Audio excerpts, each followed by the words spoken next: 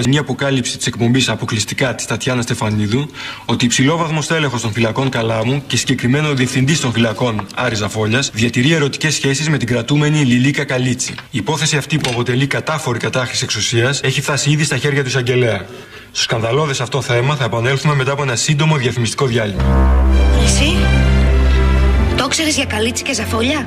Να σου πω ρε, είχα μπει εμένα κάτι ψήλι στα αυτιά μου, αλλά νόμιζα ότι ήταν από τη βρώμα. Πώς το πες?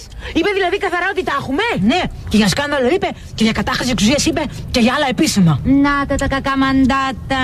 Φωτογραφία μου δείξανε? Όχι. Τώρα να πάρω να τους ξεχέσω που θα με κάνουν με ένα ρεζίλι στην Πάτρα τα κανάλια δεν έχουν φωτογραφία μου. Α, μάζευτε να τη φτύσω. Βρε Σούργελο, άμα αποδειχτεί η σχέση σας, τον έδιωξαν από εδώ μέσα τον Άγιο τον άνθρωπο. Το κάψε το παλικάρι φαρμακοτέτια. Και πώς το μάθανε βρε κορίτσια? Ο Πατσινίλας αγάπη μου, αυτός το είπε. Έλα ρε, δεν είναι τόσο τυποτένιος. Καμιά δικιά μας θα είναι. Σε σκέφτηκα αμέσως Χρυσή μου, αλλά είσαι πολύ δεύτερη για να πάει το μυαλό σου εκεί. Κυρία Ζαφόλια! Αμάν, ο Χάνιμπαλ. Στόπα, θα σε εκδικηθώ, μωρή! Εγώ δεν ξεχνάω!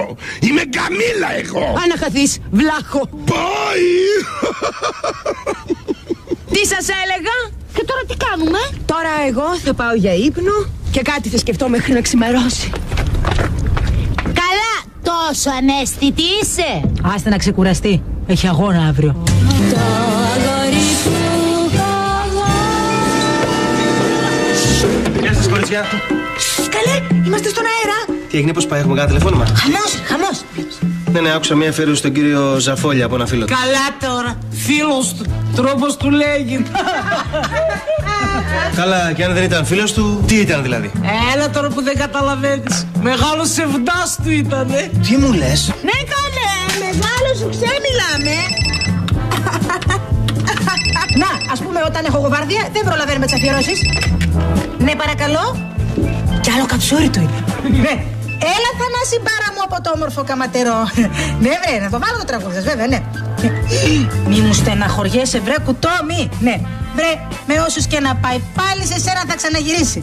Αφιερωσούλα, μισό λεπτάκι γράφω. Λοιπόν, πίσω από κάθε μεγάλο άντρα κρύβεται ένας άλλος άντρας με μεγάλο... Τι?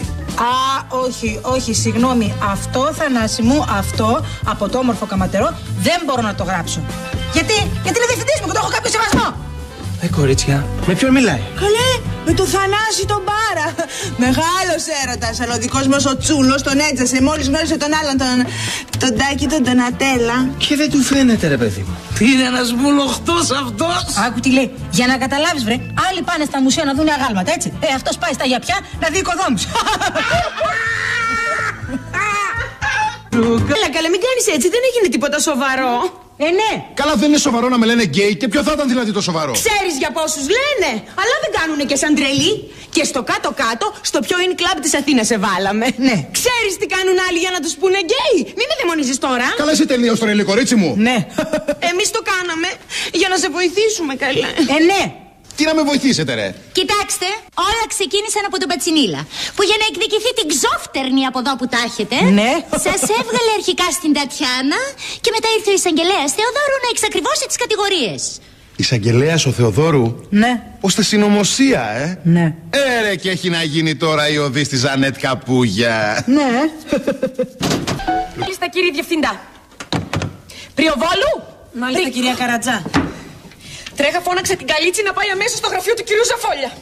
Τρέχω. Καλίτση. Καλίτση. Καλίτση.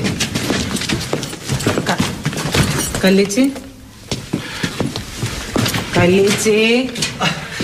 Καλίτση. Τι μου λύκο. Είσαι και παιχνιδιάρικο. Καλίτση.